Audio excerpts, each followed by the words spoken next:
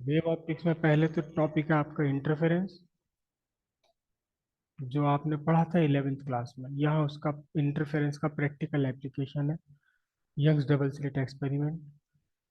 और इंटरफेरेंस का ही एक दूसरा रूप डिफ्रैक्शन। दो टॉपिक तो यह है मेन, डिफ्रैक्शन और इंटरफेरेंस। ऐसे दो टॉपिक हैं जिनमें से किसी एक पर एग्जाम में क्वेश्चन आना बिल्कुल कंपलसरी है, लाजमी है, आना ही आना है। या तो इंटरफेरेंस पर या डिफ्रैक्शन पर। इंटरफेरेंस से भी ज्यादा अब डिफ्रैक्शन पर क्वेश्चंस आ रहे हैं, आने ही आना है। तीसरा टॉपिक है इसमें हाइगन्स प्रिंसिपल। और फिर चौथा टॉपिक है पोलराइजेशन। पोलराइजेशन में से भी अक्सर क्वेश्चन आता है और हाइगन्स प्रिंसिपल में भी आता है। लेकिन इंटरफेरेंस और डिफ्रैक्शन तो ऐसे हैं कि इन दोनों टॉपिक में से किसी एक टॉपिक में क्वेश्चन आना ही आना है, आना ही आना है। इसके बिना क्वेश्चन पेपर ही नहीं बनेगा, चाहे वो 5 नंबर का आ जाए या 3 नंबर का आ जाए, लेकिन आना ही आना है।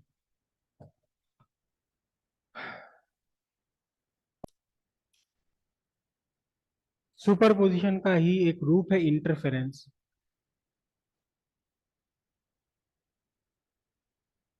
और है क्या ये इंटरफेरेंस?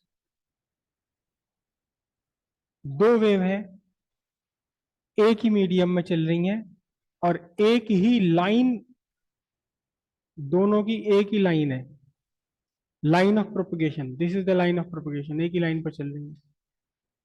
तो कहीं ऐसा है कि क्रेस्ट से क्रेस्ट मिल गया, कहीं ऐसा है कि एक का क्रेस्ट तो दूसरे का ट्रफ सामने आ रहा है, कहीं ऐसा है कि क्रेस्ट और क्रेस्ट एक साथ मिल रही है। तो जहां ये दोनों क्रेस्ट और क्रेस्ट एक साथ मिल गए, यहाँ एम्पलीट्यूड इंक्रीज हो जाएगा। ये मैंने दो वेव बनाई, एक वेव का एम्पलीट्यूड A1 है और दूसरी वाली सुपर इम्पोज होने वाली वेव्स का एम्पलीट्यूड A2 है। तो कुल मिलाकर के एम्पलीट्यूड, यानी कि जो पार्टिकल ऑफ मीडियम है, वो यहाँ तक पहुंच जाएगा। टोटल एम्पलीट्यूड कितना हो जाएगा? टोटल एम्पलीट्यूड इसका A1 + A2 हो जाएगा। और कहीं जहां एक एक वेव का क्रेस्ट मिल रहा है, एक वेव का क्रेस्ट है और उसके सामने दूसरी वेव का ट्रफ आ रहा है, तो यहाँ पर एम्पलीट्यूड कितना रह जाएगा? A1 - A2 रह जाएगा, या A2 - A1, जैसे भी हो। ये सुपरपोजिशन का ही एक स्पेशल केस है। सुपरपोजिशन में हमने पढ़ा था कि वेव्स किसी भी डायरेक्शन में चल रही हो, दो अलग अलग लाइन पर, एक वेव ऐसी चल रही है, दूसरी वेव ऐसी चल रही है, तो भी सुपरपोजिशन होगा। लेकिन जब दोनों वेव एक ही डायरेक्शन में चल रही हैं और specially identical wave, sorry, same wavelength की अगर ये वेव हो, तब हम इसे बोलते हैं यंग्स यंग्स सुपरपोजिशन या फिर इंटरफेरेंस। इंटरफेरेंस में किसी भी लोकेशन पर रिजल्टेंट वेव का एम्पलीट्यूड है A1 + A2 plus twice A1 A2 cos five. A1 क्या है? A1 एंड A2 ये आपके एम्पलीट्यूड्स हैं।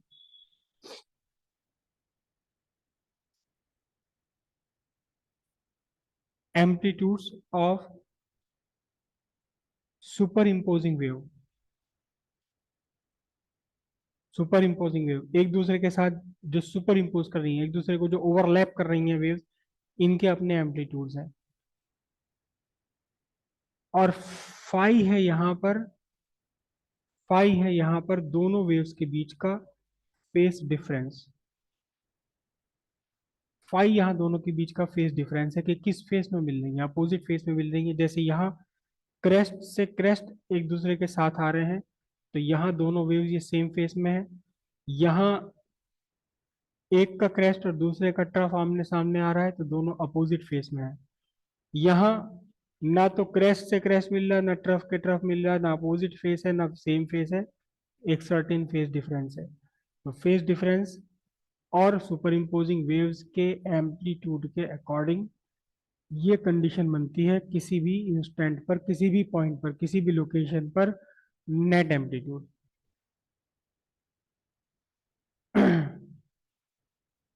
अब इस इंटरफेरेंस का एक प्रैक्टिकल प्रैक्टिकल रूप है जिसे हम कहते हैं Young's double slit experiment. Young's double slit experiment, Young's double slit experiment. Double slit इसलिए क्योंकि दो स्लिट थी यहाँ पर।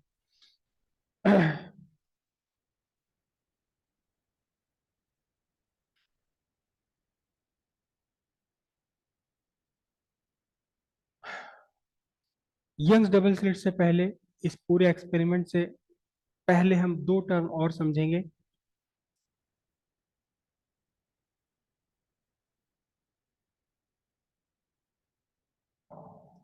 Sustained interference. सस्टेन्ड इंटरफेरेंस, यहां दो वेव्स आपस में मिल रही हैं और यहां दोनों वेव्स एक दूसरे के साथ सेम फेस में है। क्रैश से क्रैश मिल रहा है, सेम फेस में है। तो सस्टेन्ड इंटरफेरेंस का मीनिंग होता है क्या है? यह दोनों वेव्स एक दूसरे के साथ इस पर्टिकुलर पॉइंट पर, मीडियम के इस पर्टिकुलर लोकेशन पर, दोनों वेव्स एक दूसरे के साथ सेम फेस में सुपर इम्पोज कर रही है, सुपर इम्पोज कर रही है सेम फेस में। जब सेम फेस में सुपर इम्पोज करेंगी तो यहाँ फाई की वैल्यू आपकी जीरो आएगी, या आएगी 2 पाई या 4 पाई, बेसिकली 2n पाई। और चाहे जीरो आए या 2 पाई आए 4 पाई आए, तो कॉस की वैल्यू 1 हो जाएगी। और फिर ये आपका बन जाएगा ए इज इक्वल टू, अच्छा सॉरी मैंने यहाँ मिस्टेक कर रखी है, A1 square plus A2 square plus twice A1 A2, यानी कि सिंपली आपका ए की वैल्यू कितनी आ जाएगी, A+A1+A2 आ जाएगी। ये आपका मैक्सिमम एम्पलीट्यूड है, यहाँ इसका मैक्सिमम एम्पलीट्यूड है। इसी तरह से जब यहाँ एक वेव का क्रेस्ट और दूसरे वेव का ट्रफ आपस में मिला है तो अपोजिट फेस में, और फाई की वैल्यू आएगी या तो पाई या 3 पाई या 5 पाई 7 पाई, और उस केस में कॉस फाई बन जाता है 1। और फिर ये पूरा फॉर्मूला बनेगा A1 - A2 या A2 - A1 का होल स्क्वायर। और फिर यहाँ यहाँ आपका एम्पलीट्यूड, इस जगह आपका एम्पलीट्यूड A1 - A2। ठीक है। अब इसमें सस्टेन्ड वर्ड क्या रिप्रेजेंट करता है? सस्टेन्ड वर्ड क्या रिप्रेजेंट करता है? ये तो इंटरफेरेंस हो रहा है। इंटरफेरेंस का मतलब कहीं पर एम्पलीट्यूड बढ़ गया, कहीं एम्पलीट्यूड घट गया। जहां एम्पलीट्यूड बढ़ गया वहां एनर्जी इंक्रीज हो गई, क्योंकि energy directly proportional to the square of amplitude. यहाँ एनर्जी इंक्रीज हो गई। और जहां आपका एम्पलीट्यूड कम हो गया वहां उस जगह एनर्जी डिक्रीज हो गई। और एक्चुअली एनर्जी का ये रीडिस्ट्रीब्यूशन ही कहलाता है इंटरफेरेंस। कहीं से एनर्जी घट जाना और कहीं पर एनर्जी बढ़ जाना, ये इंटरफेरेंस है। लेकिन यहां अब से 1 सेकंड बाद, अब से 10 सेकंड बाद, अब से 1 घंटे बाद सेम फेस वाली ही कंडीशन बनी रहे। यहां इस जगह जो कंडीशन अभी है, टाइम के साथ ये कंडीशन चेंज ना हो और यही कंडीशन मेंटेन रहे, यही कंडीशन बनी रहे। यानी जहां इंटेंसिटी मैक्सिमम है वहां मैक्सिमम ही बनी रहे, और जहां इंटेंसिटी मिनिमम है वहां मिनिमम ही बनी रहे। तब आप कहेंगे कि इंटरफेरेंस सस्टेन कर रहा है, इंटरफेरेंस सस्टेन कर रहा है। अगर ऐसा हो कि अभी यहाँ मैक्सिमम इंटेंसिटी थी, लेकिन फ्रैक्शन ऑफ सेकंड या कुछ टाइम के बाद में यहाँ इंटेंसिटी मिनिमम हो गई, फिर इंटेंसिटी मैक्सिमम हो गई। एक ही पॉइंट पर, एक ही लोकेशन पर अगर intensity of super imposing wave, resultant wave की इंटेंसिटी अगर चेंज हो रही है, तो हम कहेंगे कि इंटरफेरेंस सस्टेन्ड नहीं कर रहा है। इंटरफेरेंस है, लेकिन हम उसे ऑब्जर्व नहीं कर पाएंगे। इस टाइम यहाँ हमारी चारों तरफ इंटरफेरेंस हो रहा है, चारों तरफ हमारे यहाँ इंटरफेरेंस हो रहा है। सामने दीवार पर, यहाँ छत पर, ये नीचे फर्श पर, हर जगह इंटरफेरेंस हो रहा है। पता ही हमें पता ही नहीं लगेगा कि यहाँ कहाँ मैक्सिमम बन रहा है, कहाँ मिनिमम बन रहा है, क्योंकि वो सस्टेन नहीं। फेज डिफरेंस लगातार बदलता रहता है, फेज डिफरेंस लगातार बदलता रहता है। सस्टेन्ड कब नहीं होगा? सस्टेन्ड तब नहीं होगा कि अभी तो यहाँ सेम फेस में मिल रही थी वेव्स, कुछ कुछ टाइम के बाद यहाँ अपोजिट फेस में मिलने लगे, फिर सेम फेस में मिलने लगे, फिर अपोजिट फेस में मिलने लगे। तो एक ही पॉइंट पर कभी मैक्सिमम बनेगा, कभी मिनिमम बनेगा।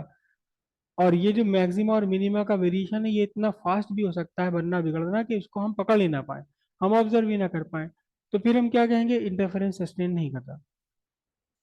तो इंटरफेरेंस सस्टेन इंटरफेरेंस का मीनिंग ये है कि जहां आपका मैक्सिमा बनना है वहां मैक्सिमा ही बना रहे, टाइम के साथ वो चेंज ना हो। जहां मिनिमा बना है वहां मिनिमा ही बना रहे, वो टाइम के साथ में मिनिमा वाली कंडीशंस चेंज ना हो। तब हम कहते हैं कि ये इंटरफेरेंस कैसा है, सस्टेन कर रहा है, इंटरफेरेंस सस्टेन कर रहा है। इसके लिए जरूरी है कि फेज डिफरेंस कांस्टेंट बना रहे। फेज डिफरेंस कांस्टेंट बना रहे, कहीं किसी लोकेशन पर अगर फेज डिफरेंस जीरो है तो जीरो का जीरो ही रहे, कहीं किसी दूसरी लोकेशन पर अगर फेज डिफरेंस 2 पाई है तो वो 2 पाई ही बना रहे, अब भी और अब से कुछ टाइम बाद भी, टाइम के साथ फेज डिफरेंस का चेंज ना हो। कहीं अगर फेज डिफरेंस जीरो है तो वो जीरो का जीरो ही बना रहे, फेज डिफरेंस चेंज ना हो। तब हम कहते हैं सस्टेन डिफरेंस, सस्टेन इंटरफेरेंस हुआ। और ये इंटरफेरेंस सस्टेन नहीं होते अक्सर। दो अलग अलग सोर्सेस से चलने वाली वेव्स के बीच कभी भी सस्टेन इंटरफेरेंस नहीं होगा। स्पेशली हम लाइट की बात करें, आपके घर में दो बल्ब जल रहे हैं, एक यहाँ जल रहा है बल्ब, एक यहाँ जल रहा है, सामने दीवार पर कभी ऐसा लगता है कि कहीं दीवार पर अंधेरा और कहीं दीवार पर जरूरत से ज्यादा इंटेंसिटी है, उजाला है, कहीं लगता है नहीं, पूरी दीवार यूनिफॉर्मली इल्यूमिनेटेड दिखाई देती है हमेशा ही, जबकि वहां इंटरफेरेंस हो रहा है, वहां मैक्सिमा मिनिमा बन रहा है, लेकिन वो मैक्सिमा मिनिमा बनना सस्टेन नहीं कर रहा। किसी एक पॉइंट पर जहां अभी मैक्सिमा बना था, कुछ देर बाद वहां मिनिमा बन जाएगा, कुछ फिर मैक्सिमा बन जाएगा, फिर मिनिमा बन जाएगा, सस्टेन नहीं कर पा रहा। तो ऐसे तो कभी भी, कभी कोई मैक्सिमा मिनिमा की कंडीशन स्टेबल बन ही नहीं पाएंगी। बन पाती हैं, तब बन पाती हैं जब आपके दोनों सोर्स, जिन सोर्स से वेव चल रही है, लाइट चल रही है, वो एक खास तरीके के सोर्स हो। और इन सोर्सेस का नाम दिया जाता है coherent sources. Coherent sources, coherent sources, COHERENT, coherent sources. Coherent sources दो ऐसे सोर्स हैं जिनसे चलने वाली वेव्स के बीच फेस डिफरेंस कांस्टेंट बना रहे। दो अलग अलग आपने लाइट के सोर्स लगा दिए, दो अलग अलग एलईडी आपने लगा रखी, बल्ब लगा रखे हैं, तो उनसे चलने वाली लाइट जो सामने दीवार तक पहुंच रही है, उनके बीच फेस डिफरेंस बदलता रहेगा, बहुत फ्रीक्वेंटली बदलता रहेगा, एक सेकंड में हजारों लाखों बार बदल जाता है। तो इसलिए इंटरफेरेंस होते हुए भी हम उसे ऑब्जर्व नहीं कर सकते। लेकिन ऐसे दो सोर्स जिनसे चलने वाली लाइट या वेव के बीच का फेज डिफरेंस कांस्टेंट बना रहे, चेंज ना हो टाइम के साथ में, इन सोर्सेज को हम बोलते हैं कोहेरेंट सोर्सेज। और कोई भी दो इंडिपेंडेंट सोर्स कभी भी कोहेरेंट नहीं हो सकते। दो सोर्स इंडिपेंडेंट कभी भी कोहेरेंट नहीं हो सकते, क्योंकि एक सोर्स के अंदर ही, एक छोटी सी मोमबत्ती भी अगर है तो उसके अंदर लाखों करोड़ों पार्टिकल एक साथ अपने अंदर से लाइट निकालते हैं, जिनके बीच में फेज डिफरेंस कांस्टेंट नहीं हो सकता कभी भी। आप सबको पता है कि लाइट का एमिशन कैसे होता है, कि जब इलेक्ट्रॉन अपने हायर एनर्जी लेवल से लोअर एनर्जी लेवल पर आए तो अपने अंदर से लाइट का एमिशन करता है। अब जहां अरबों खरबों एटम्स हैं, किसी एटम में से अभी आ रहा है नीचे, किसी एटम में अभी पंपिंग कंडीशन में इलेक्ट्रॉन अपने लोअर एनर्जी लेवल से हायर एनर्जी लेवल में जा रहा है, किसी में दूसरे से तीसरे में आ रहा है, तो किसी में पांचवें से तीसरे में आ रहा है। हर एटम अपनी अपनी अलग अलग लाइट निकाल रहा है, हर एटम अपनी अपनी अलग वेव निकाल रहा है। तो दो एटम एक दूसरे के साथ ताल से ताल मिलाकर, सेम फेस का मतलब होता है, फेस डिफरेंस कांस्टेंट का मतलब ताल से ताल मिलाकर चलना। मेले में एक भीड़ चल रही है, सबके कदमों के बीच कोई तालमेल नहीं है। 26 जनवरी की मार्च पास्ट चल रही है विजय पथ पर, मिलिट्री के वो जवान चल रहे हैं, उनके हाथ उनके पैर सब कुछ एक साथ ताल से ताल मिलाकर चल रहे हैं, they are in same phase, वो सेम फेस में चल रहे हैं दोनों। लेकिन भीड़ में कभी भी कोई फेज डिफरेंस कांस्टेंट नहीं रह सकता। तो जहां भीड़ की भीड़ है एटम्स की, वहां एक सिंगल सोर्स से भी हम सेम फेज डिफरेंस वाला दो लाइट वेव नहीं निकाल सकते। तो इसका तरीका हमेशा यही होता है कि एक सोर्स, सोर्स भी बहुत बहुत बहुत बहुत छोटा सोर्स, बाल के बराबर का छोटा सोर्स, ताकि उसमें कम से कम एटम्स इन्वॉल्व हो, और फिर उस सोर्स से, एक ही सोर्स से स्प्लिट करके दो अलग अलग सोर्स बना लिए जाते हैं। वो दोनों सोर्स आपस में एक दूसरे के कोहेरेंट हो जाते हैं। तो यंग ने यही काम किया, यही कंडीशन की। यंग्स ने क्या किया, उन्होंने एक स्ट्रॉन्ग सोर्स ऑफ लाइट लिया, आर्क लैंप लिया था एक्चुअली। पुराने जमाने की बात है, उस टाइम एलईडी वगैरह कुछ नहीं थे, लेजर नहीं थी। अब तो हमारे पास बहुत प्यारा सोर्स है लेजर लाइट। लेजर लाइट से इंटरफेरेंस बहुत ही आराम के साथ शो हो जाता है। एक सोर्स रखा उन्होंने स्ट्रॉन्ग, तेज लाइट वाला सोर्स, आर्क। आर्क समझते हो, आर्क कौन सा होता है, आर्क क्या होता है? आर्क समझते हो, आर्क? आर्क जो बिजली की वेल्डिंग के टाइम जो वो चिंगारी निकलती है, वो आर्क है। जो चिंगारी उड़ के जाती है वो नहीं, जो वहां उस जगह निकल रही है तेज ब्राइट एकदम, जिससे बचने के लिए वो अपने आगे शीशा रखते हैं, वो आर्क होता है। तो ऐसा एक लैंप हुआ करता था पहले जमाने में, अब से 30-40 साल पहले तक यूज होते थे आर्क लैंप। बहुत ही स्ट्रॉन्ग लाइट अपने अंदर से निकाला करते थे। तो वही आर्क लैंप उन्होंने लिया था यहाँ, और आर्क लैंप के सामने एक स्लिट बनाई। स्लिट का मतलब क्या है, स्लिट क्या बनाई उन्होंने? स्लिट क्या बनाई, ये आपने उंगलियां मिला ली, उंगलियों के बीच में हल्का सा गैप रह गया, यहाँ इस उंगलियों के बीच में हल्का सा गैप है, बिल्कुल मामूली सा। तो ये जो गैप है ये स्लिट है। ये गैप जो बन गया पतला सा बारीक सा, ये स्लिट बन गई। तो ऐसी उन्होंने स्लिट बनाई। स्लिट बनाने के लिए क्या किया, कितनी पतली स्लिट होती, कितनी पतली स्लिट होती, एक आपने कांच की का टुकड़ा ले लिया, बिल्कुल यूनिफॉर्म, जैसे ही खिड़की का कांच लगा हुआ, उसके ऊपर पेंट को पोत दिया, ब्लैक, पिच ब्लैक, बिल्कुल लाइट आर पार ना जा पाए। और उसके बाद क्या किया, उसके बाद उसमें स्लिट काटने के लिए, कितनी पतली स्लिट होती, कितनी पतली स्लिट होती, कि ये पट्टी है, बस एक ब्लेड, ब्लेड आपने यूं रखा, इसके ऊपर जमा कर उठा लिया, तो जहां ब्लेड रखा जाएगा वहां से एक हल्की सी लाइन कट जाएगी, वो स्लिट हो गई। इतना पतला सा उन्होंने यहाँ स्लिट बनाई है, इतनी पतली सी ये स्लिट बनाई। करेक्ट। इस स्लिट के बाद में फिर उन्होंने दो स्लिट यहां रखी आगे, ये भी बिल्कुल पतली पतली स्लिट्स थी, उतनी ही पतली पतली दिख रही हैं आपको, कम से कम दिख तो रही है ना? और इन स्लिट्स का नाम दिया S1 और S2। अब आपकी जो पहली वाली स्लिट है S, इससे दो लाइट रेज चली, क्योंकि स्लिट से चारों तरफ लाइट निकल रही है। और S1 S2 की इस S से डिस्टेंस बिल्कुल बिल्कुल बिल्कुल एग्जैक्टली इक्वल, एग्जैक्टली इक्वल, थोड़ा सा भी चेंज नहीं। और फिर वो लाइट रेज S1 और S2 से निकल कर आई, ये S1 और S2 कोहेरेंट सोर्स की तरह से बिहेव कर जाएंगे, क्योंकि जैसा एक ही सोर्स से दो जगह लाइट पहुंची, फिर इन दोनों लाइट सोर्स से एक साथ लाइट निकली। अभी और आगे हाइगन्स प्रिंसिपल जब हम पढ़ेंगे तब थोड़ा सा और मैं एक्सप्लेन कर दूंगा कि क्यों ये कोहेरेंट हो जाते हैं। ठीक है, दोनों कोहेरेंट सोर्सेज हो गए, और इनके ये परपेंडिकुलर बाइसेक्टर है S1 S2 का।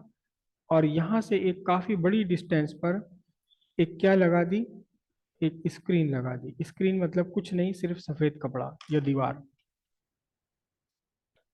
अब इस दीवार पर यहां यहां यहां सब जगह लाइट पहुंची, कहां से, S1 और S2 से। ये स्क्रीन का बीच का पॉइंट है C, ये मैं यहां लिख रहा हूं इस पॉइंट को O।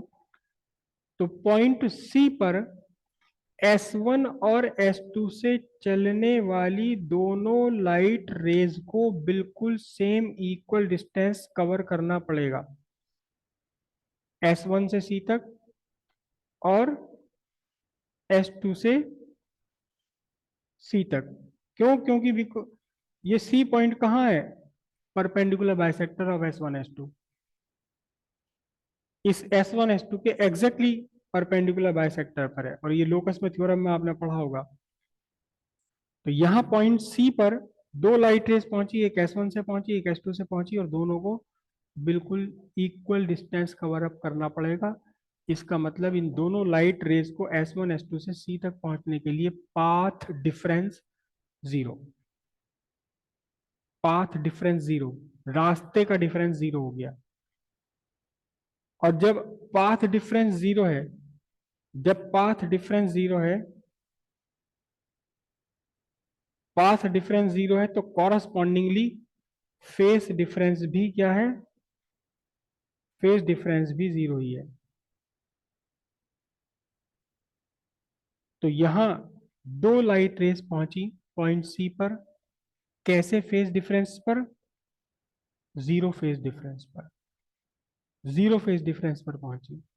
लेकिन इस पॉइंट सी के अलावा अगर आप कोई भी पॉइंट ले लें स्क्रीन पर, आपने एक जनरल पॉइंट यहां ले लिया, पॉइंट पी, पॉइंट पी ले लिया, तो S1 से पॉइंट P तक का डिस्टेंस कम है और S2 से पॉइंट P तक का डिस्टेंस बड़ा है। इसका मतलब S1 से पॉइंट P और S2 से पॉइंट P तक पहुंचने वाली वेव्स के बीच में रास्ते का, कुछ रास्ते की लंबाई का डिफरेंस है।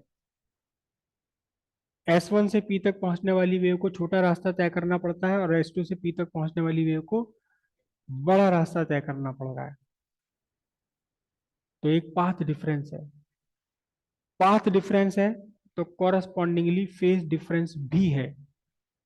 Phase difference d phi is equal to क्या होता है? 2 pi by lambda d x. D x is the path difference, d phi is the phase difference. अगर ये पाथ डिफरेंस जीरो है तो फेज डिफरेंस भी जीरो है, लेकिन अगर पाथ डिफरेंस जीरो नहीं है तो कुछ ना कुछ फेज डिफरेंस भी होगा। कितना फेज डिफरेंस होगा डिपेंड करता है इस पाथ डिफरेंस पर, डिपेंड करता है पाथ डिफरेंस पर। ये फेज डिफरेंस पाई भी हो सकता है, 2 पाई भी हो सकता है, 3 पाई भी हो सकता है, एक चौथाई 1/4 पाई भी हो सकता है, 3/4 पाई भी हो सकता है, डिपेंड करता है किस पर? पाथ डिफरेंस पर। तो सीधी बात है, पॉइंट पी पर पहुंचने वाली दोनों लाइट रेज के बीच में कुछ ना कुछ तो पाथ डिफरेंस है बना हुआ। और अब पॉइंट पी पर इंटेंसिटी मैक्सिमम होगी, एम्पलीट्यूड मैक्सिमम होगा या कम होगा या कितना होगा, ये डिपेंड करेगा इस फॉर्मूले के हिसाब से किस पर? फेज डिफरेंस पर। फेज डिफरेंस इस फॉर्मूले में, अब अगर आप इस इक्वेशन को अप्लाई करते हैं पॉइंट सी के लिए, तो फेज डिफरेंस कितना है? जीरो। फेज डिफरेंस जीरो होने का मतलब amplitude A1 + A2, intensity maximum, मतलब पॉइंट सी पर तो मैक्सिमम इंटेंसिटी ही बनेगी। लेकिन पॉइंट पी पर मैक्सिमम इंटेंसिटी बनेगी या पॉइंट पी पर मिनिमम बनेगी या मिनिमम मैक्सिमम के बीच में कुछ बनेगी, डिपेंड करेगा किस पर? फेज डिफरेंस पर। फेज डिफरेंस डिपेंड कर रहा है किस पर? पाथ डिफरेंस पर। अगर ये पाथ डिफरेंस इतना बन गया कि इस फेज डिफरेंस की वैल्यू पाई आ गई, अगर ये पाथ डिफरेंस इतना है जिसके अकॉर्डिंग, जिसके कॉरस्पॉन्डिंग फेज डिफरेंस की वैल्यू पाई आ गई, तो फिर यहां पाई रखोगे और पॉइंट पी पर क्या बनेगा? मिनिमम। लेकिन मैंने ये पॉइंट पी यहां भी तो ले सकता था, मैं पॉइंट पी यहां भी तो ले सकता था, मैं पॉइंट पी यहां भी तो ले सकता था, जनरल पॉइंट ले रखा मैंने तो। और अगर इस पॉइंट पी के लिए dx की वैल्यू इतनी, पाथ डिफरेंस की वैल्यू इतनी, जिसके कॉरस्पॉन्डिंग फेज डिफरेंस हो गया 2 पाई, जीरो तो नहीं हो सकता, 2 पाई हो गया। जब यहां आप इस फॉर्मूले में 2 पाई रखोगे तो फिर मैक्सिमम आएगी। इसका मतलब यहां पॉइंट सी के अलावा अगर मैं यहां पॉइंट लूं, ये पॉइंट लूं, ये पॉइंट लूं, ये पॉइंट लूं, ये पॉइंट लूं, ये पॉइंट लूं, तो इनमें से कुछ पॉइंट ऐसे होंगे जहां मैक्सिमम इंटेंसिटी होगी, कुछ पॉइंट ऐसे भी होंगे जहां इंटेंसिटी मिनिमम होगी।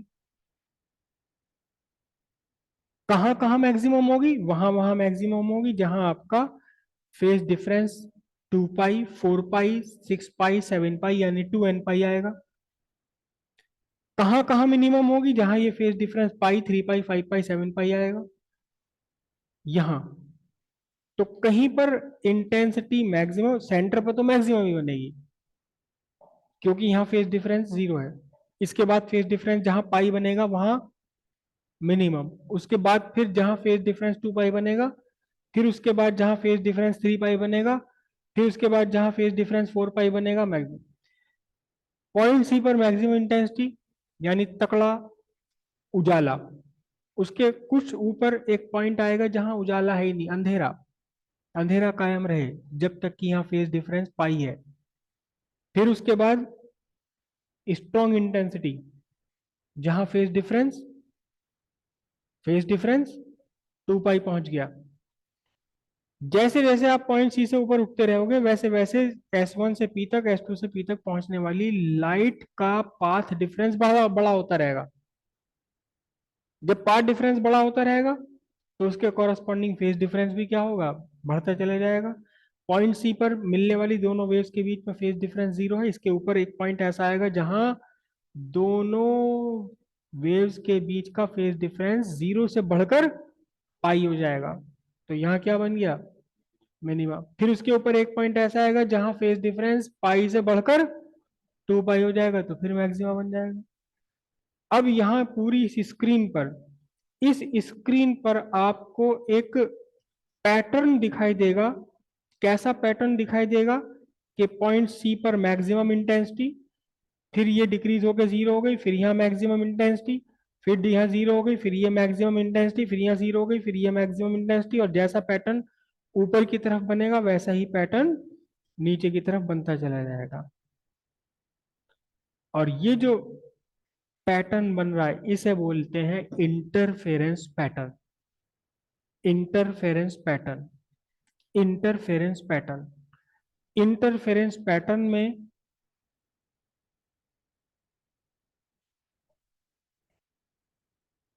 किसी भी एक मैक्सिमा के सेंटर से लेकर के अगले मैक्सिमा के सेंटर तक, एक मैक्सिमा के सेंटर से लेकर के अगले मैक्सिमा के सेंटर तक, यानी दो आधे आधे मैक्सिमा और बीच में मिनिमा। एक्चुअली ये इस तरह से नहीं बनता कि यहाँ बिल्कुल शार्प इंटेंसिटी हाई है और यहाँ एकदम अंधेरा।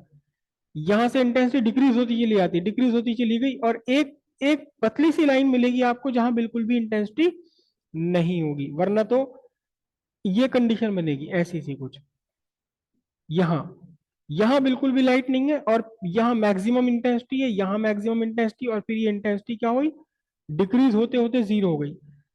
तो एक मैक्सिमा के मिड पॉइंट से अगले मैक्सिमा के मिड पॉइंट तक जिसके बीच में मिनिमा आ रहा है,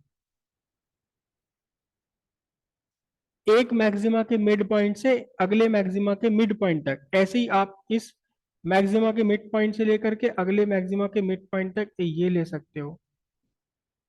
ये एक मैक्सिमा के मिड पॉइंट से अगले मैक्सिमा के मिड पॉइंट तक जिसके बीच में मिनिमा है, एक मैक्सिमा के मिड पॉइंट से अगले मैक्सिमा के मिड पॉइंट तक जिसके बीच में मिनिमा है, इसे कहेंगे हम डार्क फ्रिंज। डार्क फ्रिंज जो इसके बीच में इन्वॉल्व है उसका नाम दिया जाता है। यहां से यहां तक क्या है ये? यहां से यहां तक है ये एक डार्क फ्रिंज। अब इसका कन्वर्स एक डार्क फ्रिंज के सेंटर से अगले डार्क फ्रिंज के सेंटर तक, इस डार्क फ्रिंज के सेंटर से अगले डार्क फ्रिंज के सेंटर तक जिसके बीच में मैक्सिमा इन्वॉल्व हो रहा है, जिसके बीच में मैक्सिमम इन्वॉल्व हो रहा है, इसे आप क्या क्या कहेंगे? इसे आप कहेंगे ब्राइट फ्रिंज। डार्क फ्रिंज और ब्राइट फ्रिंज। और ये पूरा का पूरा पैटर्न कहलाएगा fringe pattern. Young's double slit experiment का फ्रिंज पैटर्न। Fringe pattern. ठीक है। अब इसमें से इन फ्रिंजेस के कुछ नाम दिए जाते हैं। ये जो बिल्कुल सेंटर पर बन रही है ब्राइट फ्रिंज, इसे सेंट्रल मैक्सिमा कहेंगे या प्राइमरी मैक्सिमा कहेंगे। इसका नाम मतलब ये आपका यहाँ डार्क है, कहाँ से कहाँ तक कहूँ मैं इसे, ये डार्क, ये वाला डार्क और ये वाला डार्क, इनके बीच में जो ये मैक्सिमा बन रहा है, समझ रहे हो, सेंट्रल मैक्सिमा है, ये ब्राइट है ये। लेकिन ब्राइट को हम कहां से कहां तक ब्राइट कहेंगे, एक डार्क से लेकर के उसके एडजेसेंट डार्क के सेंटर पॉइंट तक, क्योंकि ब्राइटनेस है तो सही, मैक्सिमम ब्राइटनेस है, घटते घटते यहाँ जीरो हुई, यहाँ मैक्सिमम ब्राइटनेस है, घटते घटते यहाँ जाकर के जीरो हुई। तो ये जो सेंटर के अराउंड बन रही है मैक्सिमम इंटेंसिटी वाली फ्रिंज, इसे कहते हैं प्राइमरी मैक्सिमा। क्या? Primary maxima. इसके बाद डार्क से लेके अगले डार्क तक जो मैंने यहां बना रखा है, ये कहलाता है सेकेंडरी मैक्सिमा। ब्राइट फ्रिंज है ना ये, ब्राइट फ्रिंज को नाम दिया जाता है मैक्सिमा और डार्क फ्रिंज को मिनिमा। तो सेंटर के अराउंड एक डार्क से बराबर वाले, ऊपर के एक डार्क से नीचे वाले एक डार्क तक, बीच में कौन इन्वॉल्व है, ब्राइट मैक्सिमा इन्वॉल्व है। तो इसे हम कहेंगे सेंट्रल मैक्सिमा, यहां से यहां तक का ही। अब पहले वाले डार्क से लेकर के दूसरे वाले डार्क के बीच में इन्वॉल्व हो गई क्या, फिर से ब्राइट मैक्सिमा इन्वॉल्व हो गया, तो इसे भी मैक्सिमा कहेंगे, लेकिन अब ये कहलाया जाएगा सेकेंडरी मैक्सिमा। इसके बाद में ये डार्क है, अगला डार्क है, इसके बीच में फिर ब्राइट आ रहा है, तो ये वाला भी क्या कहा जाएगा, मैक्सिमा। ये भी सेकेंडरी मैक्सिमा है। सेंट्रल मैक्सिमा या प्राइमरी मैक्सिमा के बाद जितने भी मैक्सिमा सब सेकेंडरी मैक्सिमा। लेकिन इसमें फिर ये फर्स्ट सेकेंडरी मैक्सिमा, ये सेकंड सेकेंडरी मैक्सिमा, इसके बाद थर्ड सेकेंडरी मैक्सिमा।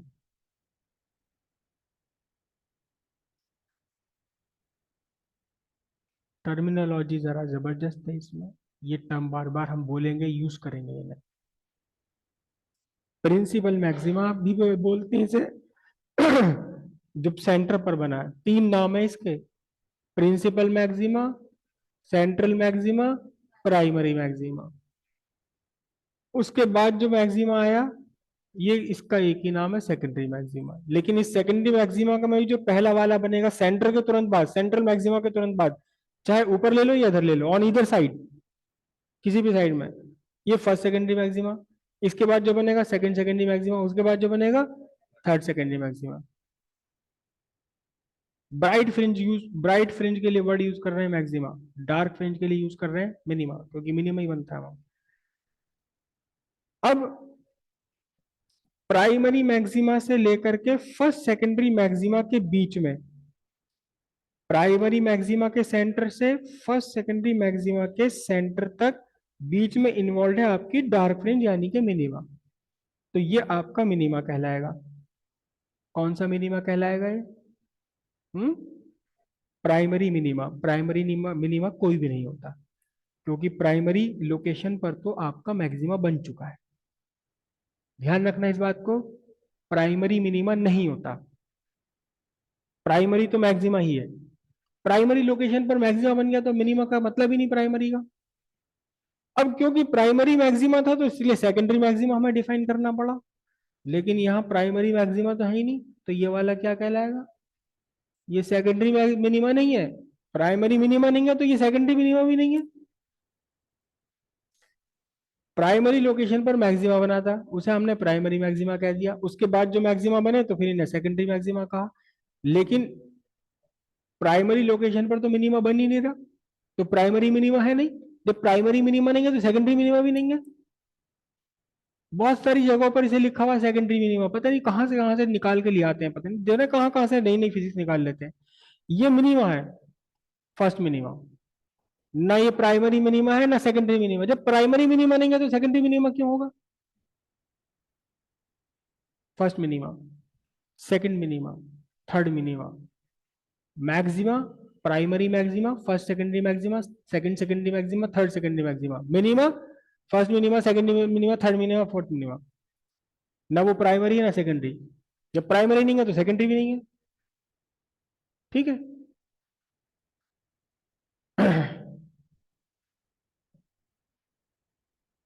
एक मैक्सिमा के सेंटर से अगले मैक्सिमा के सेंटर तक क्या कहा जाएगा? इसे हम डार्क फ्रिंज कहा जाएगा या मिनिमा।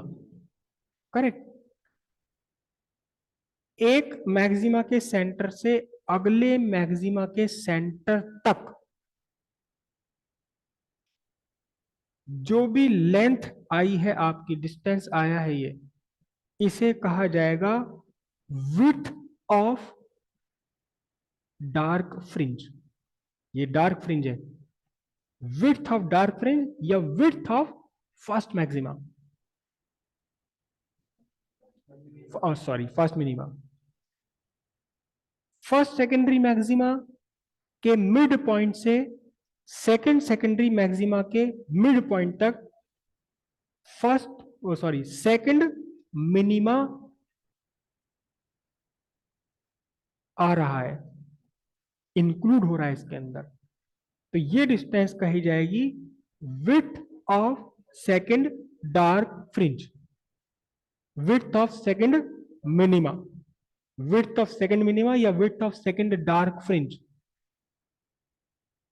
राइट। सेंटर से एक साइड मिनिमा और अगले साइड मिनिमा, एक मिनिमा से दूसरे मिनिमा, सेंटर जिसमें सेंटर प्राइमरी मैक्सिमा इन्वॉल्व हो रहा है, इस डिस्टेंस को कहा जाएगा विड्थ ऑफ प्राइमरी मैक्सिमा या width of central maxima. First minima से सेकंड मिनिमा के बीच में इन्वॉल्व हो रहा है फर्स्ट सेकेंडरी मैक्सिमा। तो फर्स्ट मैक्सिमा के सेंटर पॉइंट से सेकंड मैक्सिमा, फर्स्ट मिनिमा के सेंटर पॉइंट से सेकंड मिनिमा के सेंटर पॉइंट तक का ये जो भी डिस्टेंस है, इसे कहेंगे आप width of first secondary maxima.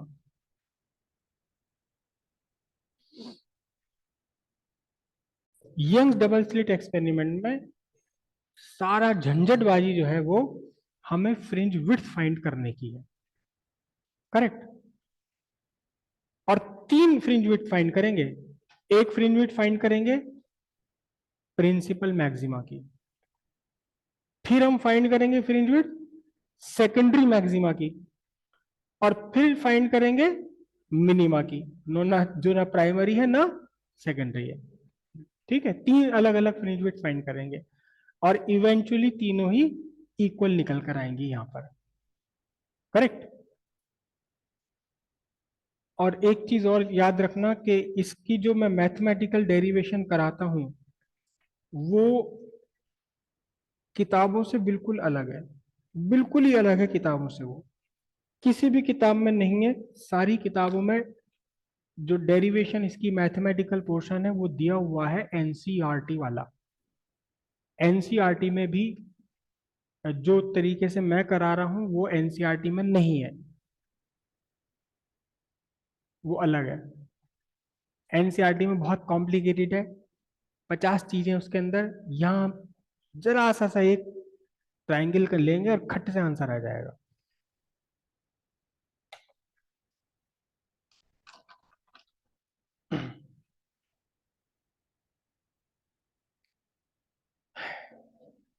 केवल दो स्लिट बना रहे हैं, S1 और S2। ये S1 है और ये आपकी S2। S1 S2, इसका मिड पॉइंट O, और ये परपेंडिकुलर बाइसेक्टर हुआ S1 S2 का। सामने क्या रखी है? सामने एक स्क्रीन रखी है। स्क्रीन का वो पॉइंट जो बिल्कुल O के एग्जैक्टली अपोजिट है, यानी कि परपेंडिकुलर बाइसेक्टर पर है, इस पॉइंट को हम लिखते हैं C। एक अनदर पॉइंट लिया, पॉइंट P, जनरल पॉइंट ले लिया पॉइंट P। ओके। तो पॉइंट P पर दो लाइट रेस पहुंचेंगी यहां से। दो लाइट रेस पहुंच रही हैं, कहां से? एक S1 से पहुंच रही है और एक S2 से पहुंच रही है। ओके। अब पॉइंट P को इस ओ से भी ज्वाइन कर रखा है मैंने। कलर का डिफरेंशिएशन वहां दिखाई दे रहा है या नहीं सामने, पता लग रहा है? ये पॉइंट पी को यहां जोड़ दिया। ओके, S1 से लेके पी तक का छोटा रास्ता, S2 से लेकर पी तक का बड़ा रास्ता है। तो अब कितना ज्यादा है ये रास्ता, कितना एक्स्ट्रा है ये, कितना एक्स्ट्रा है? इसके लिए S1 से हमने परपेंडिकुलर ड्रॉप करना है। कहां ड्रॉप करना है? S2P पर। यहां तक एक परपेंडिकुलर ड्रॉप कर दिया आपने ये, ठीक है। और ये परपेंडिकुलर का नाम मैं क्या लिखता हूं, मैं लिखता हूं उसका नाम N। करेक्ट। अब S1 से लेके P तक और N से लेके P तक इक्वल बनेगा आपका। हालांकि ये थोड़ा सा आपको कंफ्यूजन रहेगा कि जी अगर ये 90 डिग्री है, ये भी 90 डिग्री, तो फिर P कितना है, एंगल P कितना? प्रैक्टिकली, प्रैक्टिकली एक्चुअली ये जो S1 और S2 के बीच का डिस्टेंस है, it is of the order of millimetre. आधा millimetre, 1 millimetre, 1.25 millimetre. S1 S2 के बीच का डिस्टेंस, मतलब जो ये जो स्लिट है हमारी दो, वो इनके बीच का distance of the order of millimetre, 1 millimetre से भी कम होता है। और इस स्लिट से S1 S2 से लेकर के स्क्रीन तक का distance, it is of the order of few metre, 5 metre, 10 metre, यहां से लेकर वहां तक इतना बड़ा डिस्टेंस होगा सामने वाली दीवार तक, तब जाकर फ्रिंज दिखाई देंगी। तो पी पर कितना एंगल बनेगा? पी पे तो वो एंगल बिल्कुल खत्म ही हो जाएगा, जीरो हो जाएगा ना जीरो। तो फिर अब ये दोनों एंगल कितने हो गए कि दोनों आपके राइट एंगल हो गए। तो S1 से लेके P तक का डिस्टेंस और N से लेके P तक का डिस्टेंस इक्वल है। पाथ डिफरेंस कितना बना दोनों के बीच का? दोनों वेव्स के बीच का पाथ डिफरेंस कितना बना? NS2। बस अब बात खत्म सारी। तो पाथ डिफरेंस कितना हो गया? S2N। S2N पाथ डिफरेंस हो गया। अब ध्यान से देखना जरा, दो ट्राइंगल मैं शेड कर रहा हूं यहाँ, पेंसिल से शेड करूंगा वरना कंजेशन हो जाएगा डायग्राम में। अच्छा, ये एंगल जो OP ने बनाया है OC के साथ में, ये एंगल आपका थीटा है। करेक्ट। तो फिर ये जो बनाया एंगल देखो, ये हमारी कौन सी लाइन है, ये बताना कौन सी लाइन है? देखो, S1 S2 वाली लाइन है ना। ये लाइन कौन सी है? ये OC लाइन है। अगर मैं इसको थीटा डिग्री पे घुमा दूं और परपेंडिकुलर रख रखे इसे, तो फिर ये वाला एंगल भी तो क्या बनेगा आपका, ये एंगल भी कितना, ये भी थीटा ही घूमेगा और ये भी थीटा घूम जाएगा दोनों। तो ये एंगल कितना आया, कहाँ को लिखूं मैं इसे, जगह नहीं बची, ये थीटा एंगल आ गया आपका ये। अब दो दो ट्राइंगल मार्क कर शेड कर रहा हूं। एक तो ये ट्राइंगल हो गया आपका, कौन सा ट्राइंगल हो गया? S1 N S2। इसमें N आपका 90 डिग्री है, परपेंडिकुलर है ये। और दूसरा ट्राइंगल ये शेड कर रहा हूँ, देखो शेडिंग दिख रही है आपको, फील हो रही शेडिंग या नहीं, या बिल्कुल ही नहीं हो रही? फील हो रही है प्रोजेक्ट सामने स्क्रीन पर? तो यहाँ देखिए आप, ये मैंने पूरा इसको शेड कर दिया। यहाँ एंगल C आपका 90 डिग्री है। देखिए ध्यान से, दो ट्राइंगल है अब आपके सामने, S1 N S2। कौन कौन सा ट्राइंगल है आपके सामने? S1 N S2 triangle.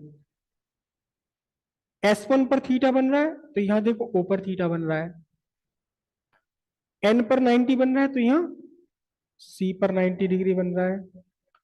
और बाकी आपका S2 के कॉरस्पॉन्डिंग P हो गया। दोनों ट्राइंगल आपस में कैसे हो गए? सिमिलर हो गए। दोनों ट्राइंगल आपस में सिमिलर हो गए। कौन कौन से triangle? S1 N S2 triangle OCP। दोनों ट्राइंगल आपस में सिमिलर हो गए। सिमिलरिटी निकाल लीजिए। सिमिलरिटी निकालेंगे तो देखना जरा, थीटा के सामने क्या बनेगा यहाँ? S2N। इधर थीटा के सामने क्या बन रहा है? इधर थीटा के सामने देखो क्या बन रहा है इस ट्राइंगल में? CP। ओके। यहाँ 90 के सामने क्या बन रहा है? 90 के सामने क्या बन रहा है? S1 S2। S1 S2। और यहाँ 90 के सामने क्या बन रहा है? यहाँ 90 के सामने बन रहा है आपका OP। ओके। अब इनको थोड़ा सा हम नाम दे देते हैं। S1 S2 यानी कि दोनों की दोनों स्लिट्स के बीच का डिस्टेंस, इसे लिखते हैं हम स्मॉल d से। Okay. S1 S2 plane of S1 S2 से plane of screen, plane of S1 S2 से प्लेन ऑफ स्क्रीन के बीच का डिस्टेंस है D, कैपिटल D। और ये जो पॉइंट पी लिया है आपने, ये पॉइंट पी आपके सी पॉइंट से डिस्टेंस है, कितना डिस्टेंस है इसका, एक्स डिस्टेंस है। This is the position of fringe, जिस फ्रिंज के लिए हम बात कर रहे हैं, चाहे वो डार्क फ्रिंज है या ब्राइट फ्रिंज है, x is the position, position आ गया एक्स। ठीक है जी। अब यहां एक बात देखें जरा ध्यान से, क्योंकि ये थीटा बहुत ही छोटा है, ये 1 डिग्री से भी कम का छोटा एंगल है, ये 1 डिग्री भी बहुत बड़ा है, तो ओपी और ओसी लगभग बराबर होंगे ना। एक्चुअल में तो ये जो पॉइंट पी है, ये अब भी मैंने बहुत दूर ले रखा है, जो रियल में डायग्राम अगर बने, रियल प्रैक्टिकल करके देखें, तो पॉइंट पी पॉइंट सी के बिल्कुल पास में ही आता है, बहुत ज्यादा डिस्टेंस नहीं है ये। तो फिर उस केस में हम क्या कह सकते हैं कि OP is approximately equals to OC. ठीक है, तो यहां लिख दें हम इसे, since since theta tends to zero, इतना लिख दिया मैंने सिर्फ। तो आपके लिए क्या बना, आपके लिए बना ओपी अप्रोक्सीमेटली इक्वल्स ओसी, है ना। अब यहाँ सब्स्टिट्यूट कर दीजिए आप ये, चलिए अभी तो नाम दे देते हैं, जो कहती हूँ S2n/Cp is equals to S1 S2 O C. अब सब्स्टिट्यूट कर लें, S1 S2 S2n तो हमने छोड़ देना है ऐसे ही, S2n/Cp, Cp क्या है, Cp है पोजीशन x, S1 S2 क्या है, distance between slits d, OC क्या है, distance between the plane of slit and the plane of screen, capital D। तो अब आपके लिए ये फॉर्मूला क्या बन गया, अब आपके लिए सारी कंडीशन ये निकल कर आई है क्या, S2n is equals to d by capital D x, यानी कि आपका जो पाथ डिफरेंस है, path difference between the waves, path difference S2n is equals to d lambda by D.